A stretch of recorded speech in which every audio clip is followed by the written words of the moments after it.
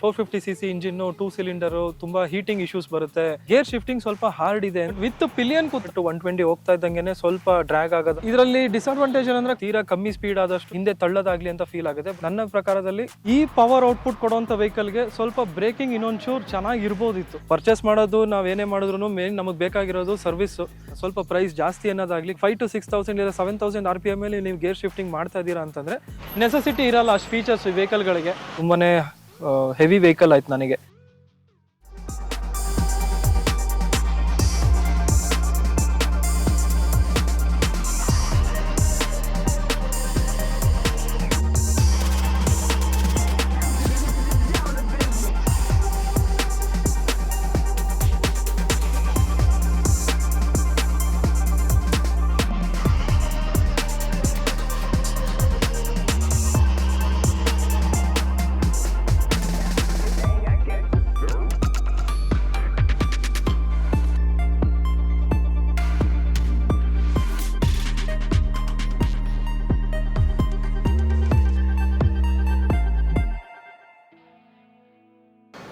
ನಮಸ್ತೆ ವೀಕ್ಷಕರೇ, ಎಲ್ಲರೂ ಸೂಪರ್ ಆಗಿದ್ದಾರೆ ಅಂದ್ಕೊಳ್ತೀನಿ.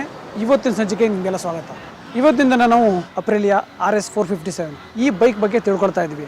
ಈ ಬೈಕ್ ಬಗ್ಗೆ ನಾನು ಹೇಳ್ತಾ ಇಲ್ಲ, ಈ ಗಾಡಿಯ ಓನರ್ ಆದ ಬಾಲಾಜಿ ಅವರು ನಮಗೆ ತಿಳಿಸ್ಕೊಡ್ತಾ ಇದ್ದಾರೆ. ಇದು ನನ್ನ ಹೊಸ ಗಾಡಿ ಅಪ್ರಿಲಿಯಾ RS 457. ಜಸ್ಟ್ 2 months ಆಗಿದೆ ತಗೊಂಡು. ಇಲ್ಲಿವರೆಗೂ ಅರೌಂಡ್ 2000 ಕಿಲೋಮೀಟರ್ ಓಡಿಸಿದ್ದೀನಿ. ಫಸ್ಟ್ ಸರ್ವಿಸ್ ಆಗಿದೆ.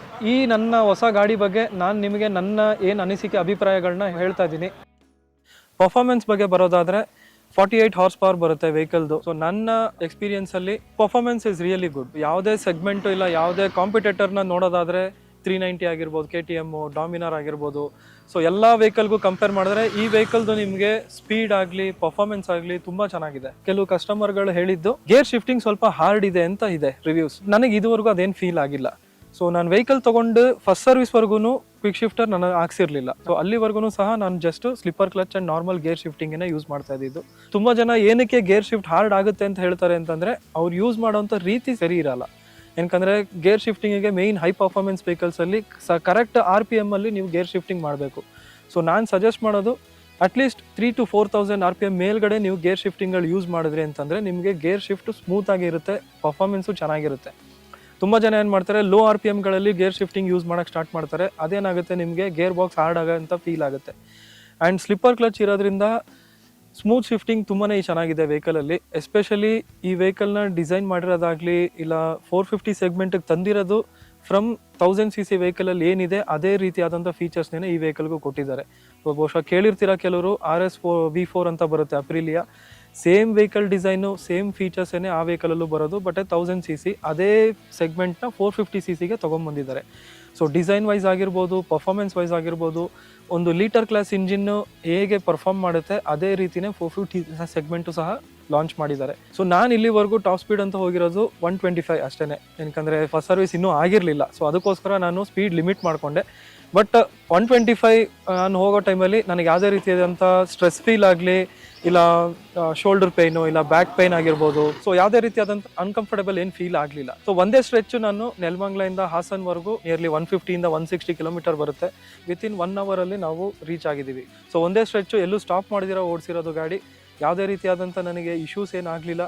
ಆ್ಯಂಡ್ ತುಂಬ ಜನ ಹೇಳ್ತಾರೆ 450cc ಇಂಜಿನ್ನು 2 ಸಿಲಿಂಡರು ತುಂಬ ಹೀಟಿಂಗ್ ಇಶ್ಯೂಸ್ ಬರುತ್ತೆ.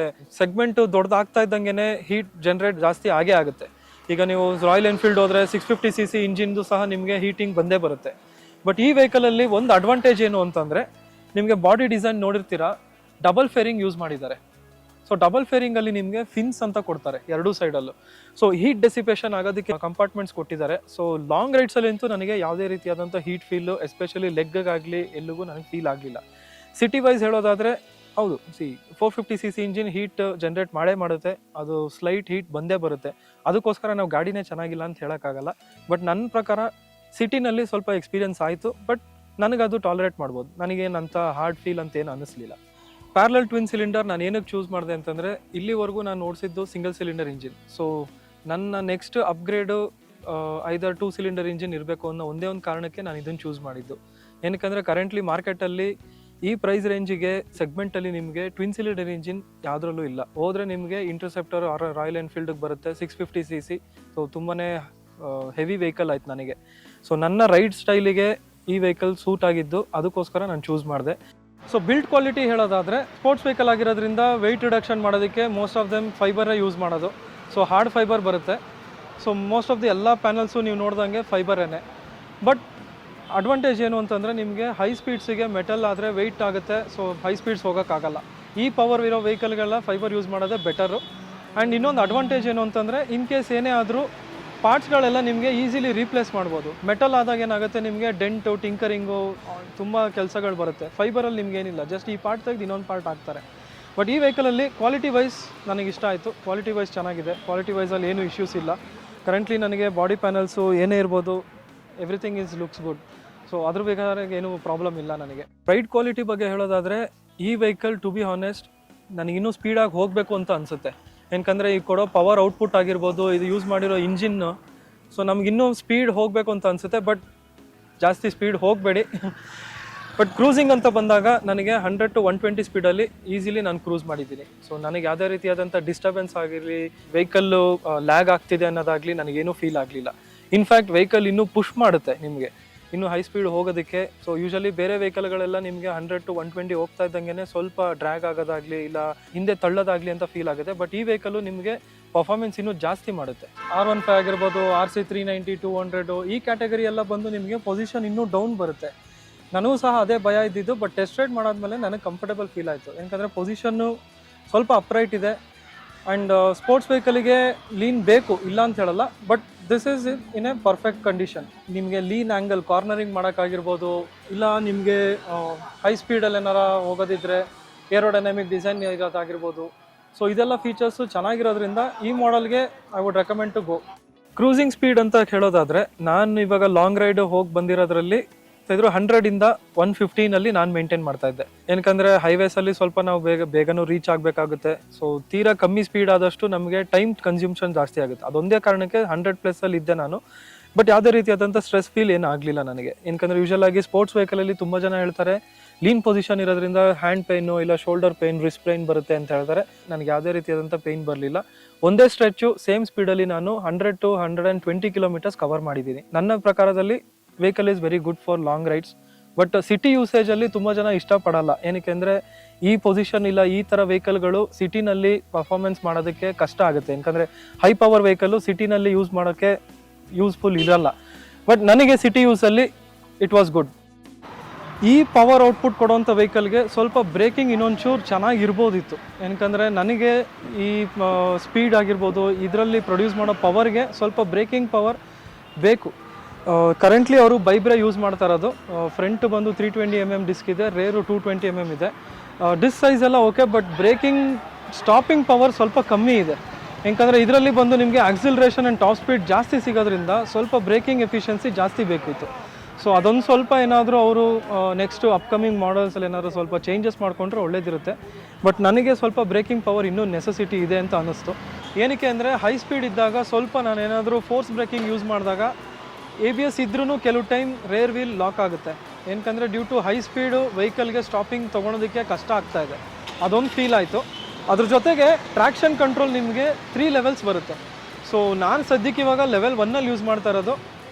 T1, T2, T3 ಅಂತ ಲೆವೆಲ್ಸ್ ಬರುತ್ತೆ. ಏನಕ್ಕೆ ಅಂದರೆ ನಿಮಗೆ ಟ್ರ್ಯಾಕ್ಷನ್ ಕಂಟ್ರೋಲು ನಿಮಗೆ breaking power and breaking efficiency improve ಮಾಡುತ್ತೆ. ವೀಲ್ ಸ್ಕಿಡ್ ಆಗೋದಾಗಲಿ ವೀಲ್ ಲಾಕ್ ಆಗೋದಾಗಲಿ ಆಗದೇ ಇರೋ ಥರ ನೋಡ್ಕೊಳ್ಳುತ್ತೆ. ಇನ್ನೊಂದು ಅಡ್ವಾಂಟೇಜ್ ಏನು ಅಂದರೆ ರೈಡ್ ಮೋಡ್ಸಿಗೆ ತಕ್ಕಂತೆ ನೀವು ಲೆವೆಲ್ಸ್ನ ಚೇಂಜ್ ಮಾಡ್ಬೋದು.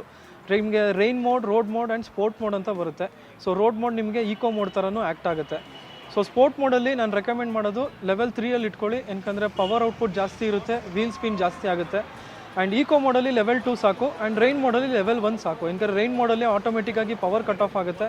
So traction control and breaking ಚೆನ್ನಾಗಿ ಬರುತ್ತೆ ಅವಾಗ.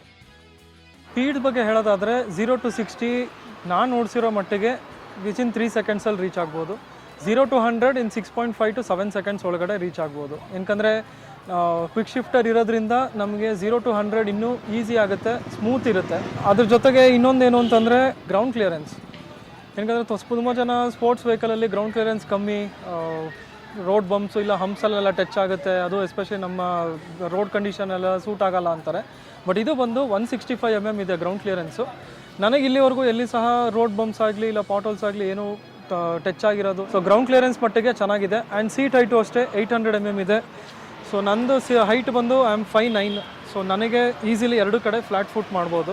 ಸೀಟ್ ಹೈಟ್ ಬಗ್ಗೆನೂ ಏನು ಪ್ರಾಬ್ಲಮ್ ಇಲ್ಲ. ಪೀಪಲ್ ಹೂ ಆರ್ 5'5" ಇಂದ 5'10" ಎಲ್ರಿಗೂ ಈಸಿಲಿ ಸೂಟ್ ಆಗುತ್ತೆ. ಬಿಲೋ 5'5" ಇರೋರು ಅಂತ ಅನ್ನೋದಾದರೆ I would recommend to wear boots ಏನಾರು ಹಾಕೊಂಡ್ರೆ ನಿಮಗೆ ಇನ್ನೂ ಈಸಿ ಆಗುತ್ತೆ. ಆ್ಯಂಡ್ ಕಾರ್ನರಿಂಗಲ್ಲಿ ಹೇಳೋದಾದರೆ ಚಾರ್ಮುಡಿ ಘಾಟಿಗೆ ಹೋಗಿದ್ದೆ ನಾನು, ಲಾಂಗ್ ರೈಡ್ ಹೋದೆ ಅಂತ ಹೇಳಿದ್ನಲ್ಲ. ಸೊ ಅಲ್ಲಿ ಬಂದು I was able to lean easily. ಇದರಲ್ಲಿ ಡಿಸ್ಅಡ್ವಾಂಟೇಜ್ ಏನಂದರೆ ಕಾರ್ನರಿಂಗ್ ABS ಬರಲ್ಲ. ಲೈಕ್ 390ನಲ್ಲಿ ಕಾರ್ನರಿಂಗ್ ABS ಇದೆ, R3ನಲ್ಲೂ ಬರುತ್ತೆ. ಬಟ್ ನನಗೇನು ನೆಸೆಸಿಟಿ ಅನಿಸಲ್ಲ, ಯಾಕಂದರೆ ನಾವೇನು ಯಾವಾಗ್ಲೂ ಘಾಟ್ ಸೆಕ್ಷನ್ ಇಲ್ಲ ಕಾರ್ನರಿಂಗ್ಸಲ್ಲಿ ಇರಲ್ಲ. ನಮ್ಮ ನಾರ್ಮಲ್ ರೋಡ್ಸಲ್ಲೇ ಜಾಸ್ತಿ ಓಡಾಡ್ಸೋದ್ರಿಂದ ವೆಯ್ಟು ಅಷ್ಟೇ ಕರೆಕ್ಟಾಗಿದೆ. 170 kilos ಬರುತ್ತೆ ವೆಯ್ಟು. ಈವನ್ ವೈಲ್ ಕಾರ್ನರಿಂಗಲ್ಲೂ ನನಗೆ ವೆಯ್ಟ್ ಫೀಲ್ ಏನಾಗಲ್ಲ. ಯಾಕಂದರೆ ಈಗ ಸ್ಪೋರ್ಟ್ಸ್ ವೆಹಿಕಲ್ಸ್ ಅಂತಂದಾಗ ಸ್ವಲ್ಪ ಲೈಟ್ ವೆಯ್ಟ್ ಇದ್ರೇ ನಮಗೆ ಕಾರ್ನರಿಂಗ್ಸ್ ಇಲ್ಲ ಹೈ ಸ್ಪೀಡಿಗೆ ಹೋಗಿ ಈಸಿ ಆಗೋದು. ಆ ಪಾಯಿಂಟ್ ಆಫ್ ವ್ಯೂವಲ್ಲಿ ನೋಡೋದಾದರೆ ಇಲ್ಲಿ RS 457 ಕರೆಕ್ಟಾಗಿದೆ.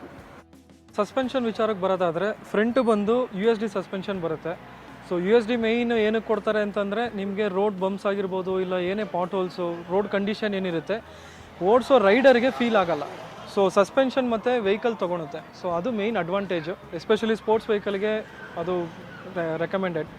ಇನ್ನು ರೇರ್ ಸಸ್ಪೆನ್ಷನ್ ಬರೋದಾದರೆ 5 ಸ್ಟೇಜ್ ಅಡ್ಜಸ್ಟೇಬಲು. ಬಟ್ ನಾನು ರೆಕಮೆಂಡ್ ಮಾಡೋಕ್ಕೆ ಹೋಗಲ್ಲ, ಯಾಕಂದರೆ ಆಲ್ರೆಡಿ ಸೀಟ್ ಹೈಟ್ ಕಮ್ಮಿ ಇರೋದ್ರಿಂದ ಆಲ್ಮೋಸ್ಟ್ ಎಲ್ಲ ಹೈಟ್ ಕ್ಯಾಟಗರಿಯವ್ರಿಗೂ ಸೂಟ್ ಆಗುತ್ತೆ ಇದು. ಮೇಯ್ನ್ ಸಸ್ಪೆನ್ಷನ್ ಏನಕ್ಕೆ ಚೇಂಜ್ ಮಾಡಿಸ್ತಾರೆ ಅಂತಂದರೆ ಒಂದು ಹೈಟ್ ಜಾಸ್ತಿ ಇಲ್ಲ ಹೈಟ್ ಕಮ್ಮಿ ಮಾಡ್ಕೊಳ್ಳೋಕ್ಕೆ, ಇಲ್ಲ ಕುಷನಿಂಗ್ ಸಾಫ್ಟ್ ಇಲ್ಲ ಹಾರ್ಡ್ ಮಾಡ್ಕೊಳ್ಳೋಕ್ಕೆ. ಬಟ್ ಕರೆಂಟ್ಲಿ ಸಿಂಗಲ್ ರೈಡರ್ಗಾದರೆ ನಿಮಗೆ ರೇರ್ ಸಸ್ಪೆನ್ಷನ್ ಕರೆಕ್ಟಾಗಿದೆ. ಸೊ ನನಗೆ ಯಾವುದೇ ರೀತಿಯಾದಂಥ ಡಿಸ್ಅಡ್ವಾಂಟೇಜ್ ಅನ್ನಿಸ್ಲಿಲ್ಲ.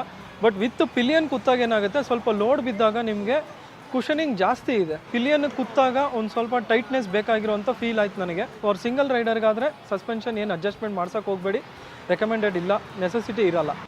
ಅಪ್ರಿಲಿಯಾ RS 457 ಸರ್ವಿಸ್ ಬಗ್ಗೆ ಮಾತಾಡೋದಾದರೆ ಕರೆಂಟ್ಲಿ ನಂದು ಈಗ ಸದ್ಯಕ್ಕೆ ಫಸ್ಟ್ ಸರ್ವಿಸ್ ಮಾತ್ರ ಆಗಿರೋದು. ಸೊ ಫಸ್ಟ್ ಸರ್ವಿಸ್ ಇಂಟರ್ವಲ್ ಬಂದು 1000 km ಇಲ್ಲ 30 to 45 days ಒಳಗಡೆ ಬರುತ್ತೆ. ಸರ್ವಿಸ್ ಚಾರ್ಜಸ್ ಬಗ್ಗೆ ಹೇಳೋದಾದರೆ 2300 rupees ನಂದು ಸರ್ವಿಸ್ ಚಾರ್ಜಸ್ ಆಗಿದ್ದು. ಸೊ ಅದರಲ್ಲಿ ಸರ್ವಿಸ್ ಏನೇನೆಲ್ಲ ಆಯಿತು ಅಂತ ಹೇಳೋದಾದರೆ ಇಂಜಿನ್ ಆಯಿಲ್ ಚೇಂಜ್ ಆಗುತ್ತೆ, ಚೈನ್ ಕ್ಲೀನಿಂಗ್ ಆ್ಯಂಡ್ ಲೂಬಿಂಗ್ ಆಗುತ್ತೆ, ಕ್ವಿಕ್ ಶಿಫ್ಟರ್ ಫಿಟ್ಮೆಂಟ್ ಒಂದಿತ್ತು ನಂದು ಅಡಿಷ್ನಲ್ಲು. ಬಟ್ ಅದಕ್ಕೇನು ಲೇಬರ್ ಆಗಲಿ ಏನು ಚಾರ್ಜ್ ಮಾಡಲಿಲ್ಲ ಅವರು. ಫಸ್ಟ್ 3 ಫ್ರೀ ಸರ್ವಿಸಸ್ ಇರೋದ್ರಿಂದ ನನಗೆ ಮ್ಯಾಕ್ಸಿಮಮ್ 2300 rupees ನನಗೆ ಸರ್ವಿಸ್ ಕಾಸ್ಟ್ ಬಿತ್ತು. ಬಟ್ ನೆಕ್ಸ್ಟ್ ಸರ್ವಿಸಸ್ ಇರೋದು ನಮ್ಮದು 6000 km ಇಂಟರ್ವಲ್ಗೆ. ಸೊ ಆ ಟೈಮಲ್ಲಿ ನಂದು ಸರ್ವಿಸ್ ಕಾಸ್ಟ್ ಎಷ್ಟಾಗ್ಬೋದು ಅಂತ ನಾನು ಇನ್ನೂ ಚೆಕ್ ಮಾಡಬೇಕಾಗಿದೆ. But as far a parallel twin cylinder ಇಂಜಿನ್ಗೆ ಈ 457 ಕ್ಯಾಟಗರಿ ಇರೋಂಥ ಬೈಕ್ಗೆ 2300 rupees ಸರ್ವಿಸ್ ಚಾರ್ಜ್ ಆಗಿರೋದು ನನ್ನ ಪ್ರಕಾರ ಅಫೋರ್ಡೆಬಲ್. ತುಂಬ ಜಾಸ್ತಿನೂ ಇಲ್ಲ, ತುಂಬ ಕಮ್ಮಿನೂ ಇಲ್ಲ. ಏನಕ್ಕಂದರೆ ಯೂಶಲಿ ಈಗ ನೀವು BMW ಆಗಿರ್ಬೋದು ಇಲ್ಲ TVS ಆಗಿರ್ಬೋದು, ಅದು ಸಹ ಆಲ್ಮೋಸ್ಟ್ 2,000 to 3,000 rupees ಮೇಲೆ ಬಂದೇ ಬರುತ್ತೆ. ಸೊ ಅದು ಸಿಂಗಲ್ ಸಿಲಿಂಡರ್ ಇಂಜಿನಿಗೆ ನಿಮಗೆ ಆ ಪ್ರೈಸ್ ಬರ್ತಾ ಇದೆ. ಸೊ ಟ್ವಿನ್ ಸಿಲಿಂಡರ್ ಇಂಜಿನಿಗೆ ಈ ಪ್ರೈಸ್ ಬರ್ತಾ ಇರೋದು ವಿಚ್ ಅಫೋರ್ಡೆಬಲ್ ಅಂತಲೇ ನಾನು ಹೇಳ್ತೀನಿ. ಸರ್ವಿಸ್ ಇಂಟರ್ವಲ್ ಬಗ್ಗೆ ಮಾತಾಡೋದಾದರೆ ಫಸ್ಟ್ ಸರ್ವಿಸು 1000 km ಬರುತ್ತೆ. ಇಲ್ಲ ನೀವು ಟೈಮ್ ಪೀರಿಯಡ್ ಹೇಳೋದಾದರೆ 30 to 45 days. ಅದ್ರ ನೆಕ್ಸ್ಟ್ ಬಂದು ಸೆಕೆಂಡ್ ಸರ್ವಿಸು 6000 km ಇಲ್ಲ 6 months. ಆಮೇಲೆ ಥರ್ಡ್ ಸರ್ವಿಸು 12 months ಇಲ್ಲ 12,000 km. ಸೊ ಪ್ರತಿ ಇಂಟರ್ವಲ್ ನಿಮಗೆ ಪ್ರತಿ 6000 km ಇಲ್ಲ ಪ್ರತಿ 6 ತಿಂಗಳಿಗೆ ಬರುತ್ತೆ. ಜನರಲ್ ಚೆಕಪ್ ಸರ್ವಿಸ್ಗಳಲ್ಲಿ ಮಾಡ್ತಾರೆ ಅನ್ನೋದಾದರೆ ಮೇಯ್ನ್ ಅವರು ಇಂಜಿನ್ ಆಯಿಲ್ ಚೇಂಜ್ ಆಗುತ್ತೆ, ಕೂಲೆಂಟ್ ಟಾಪಪ್ ಮಾಡ್ತಾರೆ, ಬ್ರೇಕ್ ಆಯಿಲ್ ಟಾಪಪ್ ಇರುತ್ತೆ, clutch arrangement, gear box overhauling ಇರುತ್ತೆ, ಸಸ್ಪೆನ್ಷನ್ ಓವರ್ ಆಲಿಂಗ್ ಮಾಡ್ತಾರೆ, ಫೋರ್ಕ್ ಆಯಿಲ್ ಚೇಂಜಸ್ ಇರುತ್ತೆ. ಸೊ ಇದಿಷ್ಟು ಸಹ ಜನರಲ್ ಚೆಕಪ್ಪಲ್ಲಿ ಆ್ಯಡ್ ಆಗೋ ಒಂದು ಸರ್ವಿಸ್ ರೆಕಾರ್ಡ್ಸು. ಇದು ಬಿಟ್ಟು ನಿಮಗೆ ಅಡಿಷ್ನಲ್ ಆಗಿ ಏನಾದರೂ ಮೇಜರ್ ಇಶ್ಯೂಸ್ ಇದ್ದಾಗ ಅಷ್ಟೇ ನಿಮಗೆ, ಫಾರ್ ಎಕ್ಸಾಂಪಲ್ ಸ್ಪ್ರಾಕೆಟ್ ಏನಾರ ವೇರ್ಔಟ್ ಆಗಿದ್ರೆ ಇಲ್ಲ ಡಿಸ್ಕ್ ಬ್ಯಾಕ್ ಏನಾರ ವೇರ್ಔಟ್ ಆಗಿದ್ರೆ ಅಷ್ಟೇ ರೀಪ್ಲೇಸ್ಮೆಂಟ್ ಬರುತ್ತೆ. ಬಟ್ ಅದು ಬಿಟ್ಟು ನಿಮಗೆ ಜನರಲ್ ಆಗಿ ಮೇಂಟೆನೆನ್ಸ್ ಚೆನ್ನಾಗಿತ್ತು ಅಂತಂದರೆ ನಿಮ್ಮ ಸರ್ವಿಸ್ ಕಾಸ್ಟ್ ಜಾಸ್ತಿ ಬರೋದಿಲ್ಲ. ಇನ್ನು ಸರ್ವಿಸ್ ಸೆಂಟರ್ ಅವೈಲಬಿಲಿಟಿ ಇಲ್ಲ ಲೊಕೇಶನ್ಸ್ ಬಗ್ಗೆ ಹೇಳೋದಾದರೆ, ಸಿನ್ಸ್ ನಾನು ಬಂದು ಬೆಂಗಳೂರವನಾಗಿರೋದ್ರಿಂದ ನಾನು ಚೆಕ್ ಮಾಡಿದಾಗ ನನಗೆ ಕಾಣಿಸಿದಂಥದ್ದು at least 5 to 6 service centres in and around ಬ್ಯಾಂಗ್ಳೂರಲ್ಲಿದೆ. ಬಟ್ ಬೆಂಗಳೂರು ಬಿಟ್ಟು ಬೇರೆ ಡಿಸ್ಟ್ರಿಕ್ಟಲ್ಲಿ ಅಂತ ಅಂದಾಗ ನನಗಿನ್ನೂ ಅಷ್ಟು ಐಡಿಯಾ ಇಲ್ಲ. ಬಟ್ ಅಪ್ರಿಲಿಯಾ ಆಲ್ರೆಡಿ ತುಂಬ ವರ್ಷಗಳಿಂದ ಮಾರ್ಕೆಟಲ್ಲಿದೆ. ನೀವು ನೋಡಿರ್ತೀರ SR 160 ಆಗಿರ್ಬೋದು, ಬೇರೆ ಮಾಡಲ್ಸ್ ವೆಸ್ಪಾ ಎಲ್ಲ. ಸೊ ಅಲ್ಲಿ ಸರ್ವಿಸ್ ಸೆಂಟರ್ಸ್ ಆಲ್ರೆಡಿ ಇರೋದ್ರಿಂದ ಅವೈಲಬಿಲಿಟಿ ಇರುತ್ತೆ. ಬಟ್ ಬೇರೆ ಡಿಸ್ಟ್ರಿಕ್ಟ್ ಇಲ್ಲ ಸ್ಟೇಟಿಗೆ ಅಂತಂದಾಗ ಸ್ವಲ್ಪ ಅವೈಲಬಿಲಿಟಿ ಚೆಕ್ ಮಾಡ್ಕೊಳ್ಳಿ ವೆಹಿಕಲ್ ತೊಗೊಳೋ ಟೈಮಲ್ಲಿ. ಯಾಕಂದರೆ ಪರ್ಚೇಸ್ ಮಾಡೋದು ನಾವೇನೇ ಮಾಡಿದ್ರು ಮೇನ್ ನಮಗೆ ಬೇಕಾಗಿರೋದು service. So service centres availability spare parts ಎಲ್ಲ ಕರೆಕ್ಟಾಗಿ ಇಲ್ಲ ಅಂತಂದರೆ ಸ್ವಲ್ಪ ಕಷ್ಟ ಆಗುತ್ತೆ ನಿಮಗೆ. ಸರ್ವಿಸ್ ಅಪಾಯಿಂಟ್ಮೆಂಟ್ಸ್ ಬಗ್ಗೆ ಹೇಳೋದಾದರೆ ನಾನು ಯಾವುದೇ ರೀತಿಯಾದಂಥ ಅಪಾಯಿಂಟ್ಮೆಂಟ್ ಏನು ತೊಗೊಳ್ಳಿಲ್ಲ. ಸರ್ವಿಸ್ ಅಡ್ವೈಸರ್ ಮತ್ತು ಸರ್ವಿಸ್ ಮ್ಯಾನೇಜರ್ ಹತ್ರ ನಾನು ಚೆಕ್ ಮಾಡಿದಾಗ ಹಾಗೆ ಡೈರೆಕ್ಟಾಗಿ ಹೋಗಿ ವಾಕಿನ್ನಲ್ಲಿ ನೀವು ಸರ್ವಿಸ್ನ ಗಾಡಿ ಬಿಡ್ಬೋದು. ಇಲ್ಲ ನೀವು ಅಪಾಯಿಂಟ್ಮೆಂಟ್ಸ್ ತೊಗೋತೀನಿ ಅಂದ್ರೂ ಬೇಕಾದ್ರೆ ಅವ್ರು ಶೆಡ್ಯೂಲ್ ಮಾಡ್ತಾರೆ. ಸೊ 2 ಆಪ್ಷನ್ನು ಇದೆ. ನೀವು ಟೈಮ್ ಅವೈಲಬಿಲಿಟಿಗೆ ತಕ್ಕಂತೆ ನೀವು ಬೇಕಾದ್ರೆ ಸರ್ವಿಸಸ್ಗೆ ಬಿಟ್ಕೋಬೋದು ಗಾಡಿನ. ಸ್ವಲ್ಪ ಕಷ್ಟ ಇದೆ spare parts availability. Aprilia brand ಏನಿದೆ ಸ್ವಲ್ಪ ರೀಚ್ ಕಮ್ಮಿ ಇದೆ ಬೇರೆ ಬ್ರ್ಯಾಂಡು ಇಲ್ಲ ಬೇರೆ service centres and spare parts compare ಮಾಡಿದಾಗ. ಏನಾರ ಮೇಜರ್ ಇಶ್ಯೂಸ್ ಇದ್ದರೆ ಪಾರ್ಟ್ಸ್ ಬರೋದಕ್ಕೆ ಟೈಮ್ ಬೇಕು ಅಂತ ಹೇಳಿದ್ದಾರೆ. ಅದು ಬಿಟ್ಟರೆ ನಿಮಗೆ ಜನರಲ್ ಸರ್ವಿಸಿಗೆ ಬೇಕಾಗಿರುವಂಥ ಬ್ರೇಕ್ ಪ್ಯಾಡ್ಸ್ ಆಗಿರ್ಬೋದು, ಡಿಸ್ಕು, ಸ್ಪ್ರಾಕೆಟ್ಟು, ಚೈನು, ಇಲ್ಲ suspension, brake oil, gear oil, engine oil, minor ಏನೇ ಇದ್ರೂ ಸಹ ನಿಮಗೆ ಅವೈಲಬಿಲಿಟಿ ಈಸಿಯಾಗಿರುತ್ತೆ. ಬಟ್ ಓನ್ಲಿ ಆಕ್ಸಿಡೆಂಟ್ ರಿಪೇರ್ಸ್ ಆಗಿರ್ಬೋದು ಇಲ್ಲ ಮೇಜರ್ ಇಶ್ಯೂಸ್ ಏನಾರು ಇದ್ದಾಗ ಅಷ್ಟೇ ಸ್ವಲ್ಪ ಪಾರ್ಟ್ಸ್ ಅವೈಲಬಿಲಿಟಿ ಟೈಮ್ ತೊಗೊಳುತ್ತೆ. ಬಟ್ ನನಗೆ ಸಿಕ್ಕಂಥ ಈಗ ಸರ್ವಿಸ್ ಫೀಡ್ಬ್ಯಾಕಲ್ಲಿ ಹೇಳೋದಾದರೆ ಸರ್ವಿಸ್ ವಾಸ್ ಗುಡ್. ನನಗೆ ಯಾವುದೇ ರೀತಿಯಾದಂಥ ಏನು ತೊಂದರೆ ಏನಾಗಿರಲಿಲ್ಲ. ಸರ್ವಿಸು ಬೆಳಗ್ಗೆ ಬಿಟ್ಟೆ ವಿತಿನ್ 2 ಅವರ್ಸಲ್ಲಿ ನನಗೆ ಫಸ್ಟ್ ಸರ್ವಿಸ್ ಮಾಡಿಕೊಟ್ಟಿದ್ದಾರೆ. ಕಂಪೇರ್ ಟು ಬೇರೆ ಬ್ರ್ಯಾಂಡ್ಸಿಗೆ ಹೋದರೆ even ಅಪ್ರಿಲಿಯಾ is also doing good. ನನಗೆ ಇಲ್ಲಿವರೆಗೂ ಆದಂಥ ಸರ್ವಿಸ್ ಎಕ್ಸ್ಪೀರಿಯನ್ಸಲ್ಲಿ ಹೇಳೋದಾದರೆ ಇಟ್ ವಾಸ್ ಕ್ವೈಟ್ ಗುಡ್. ನನಗೆ ಯಾವುದೇ ರೀತಿಯಾದಂಥ ಪ್ರಾಬ್ಲಮ್ಸ್ ಆಗಲಿ ಏನೂ ಆಗಲಿಲ್ಲ.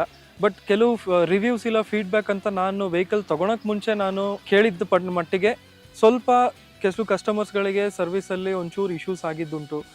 ಕೆಲವು ಟೈಮ್ ಪಾರ್ಟ್ಸ್ ಅವೈಲಬಿಲಿಟಿ ಸ್ವಲ್ಪ ಟೈಮ್ ತೊಗೊಂಡಿದ್ದಿದೆ ಅಂತಲೂ ಹೇಳಿದ್ದಾರೆ. ಸ್ವಲ್ಪ ಪ್ರೈಸ್ ಜಾಸ್ತಿ ಅನ್ನೋದಾಗಲಿ ಕೇಳಿದ್ದೀನಿ. ಬಟ್ ನನಗೀಗ ಸದ್ಯಕ್ಕೆ ಫಸ್ಟ್ ಸರ್ವಿಸ್ ಒಂದೇ ಆಗಿರೋದ್ರಿಂದ ನೆಕ್ಸ್ಟ್ ಅಪ್ಕಮಿಂಗ್ ಸರ್ವಿಸಸಲ್ಲಿ ನನ್ನ ಎಕ್ಸ್ಪೀರಿಯನ್ಸ್ ಹೇಗಿರುತ್ತೆ ನಾನು ಚೆಕ್ ಮಾಡಬೇಕು.